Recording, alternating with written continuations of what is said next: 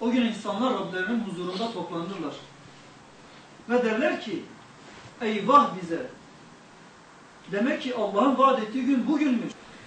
Bir de bakarsın ki onlar Rablerinin huzurunda toplanmışlardır. O gün kimseye zulmedilmez. Kim ne yapmışsa onun karşılığını görür. Öyle insanlar var ki o gün melekler onlara doğru geliyorlar. Ey falan kes! Sen niye korkuyorsun? Korkma! Bugün senin için korku günü değil. Sen korkma. Bugün senin yaptıklarından dolayı senin için mükafat günüdür. Eğer birbirimizi gerçekten seviyorsak birbirimizin ahireti için çalışalım. Bugün bizi ateşe götüren insan bizim dostumuz olamaz. Bugün bizi Allah'tan uzaklaştıran insan bizim vallahi dostumuz değildir. Babamız da olsa o insan bize düşmandır. Bize zarar verir. Bugün bizi Allah'tan uzaklaştıran insan vallahi bizim iyiliğimizi istemiyor. Ama bugün bize Allah'ı hatırlatan, ahireti hatırlatan insan yabancı da olsa vallahi o bizim kardeşimizdir. O bizim işte gerçek dostumuzdur. Ey gençliklerini, ey hayatlarını Allah yolunda harcayanlar, selam olsun size. Müjdeler olsun size diyorlar. Ve mahşer meydanına geri dönüyoruz. Cennetliklerin halini Allah-u Teala anlattı. وَاَمْتَازُ الْيَوْمَ اَيُّهَا الْمُجْرِمُونَ Ey mücrimler, ey günahkarlar, ey Allah'ı inkar edenler. Siz nereye gidiyorsunuz? Siz bu tarafa çekilin hele. وَاَمْتَازُ الْيَوْمَ اَيُّهَا الْمُجْرِمُونَ Ey günahkarlar, siz bu tarafa çekilin.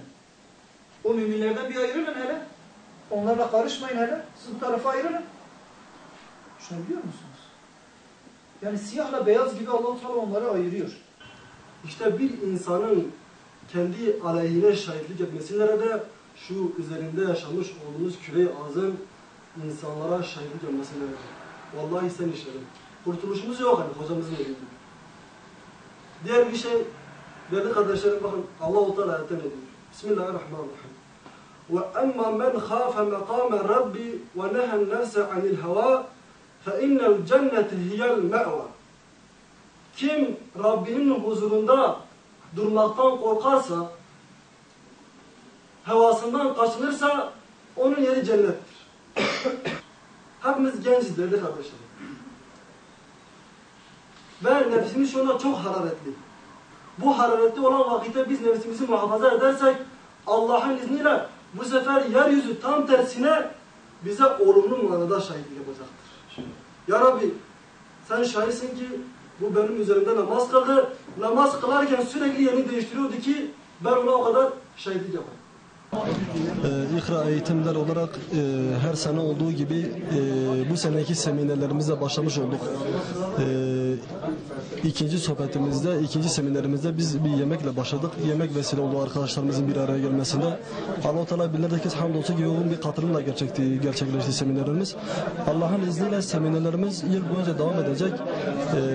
Daha çok seminerlerimiz üniversite gençliğine yönelik.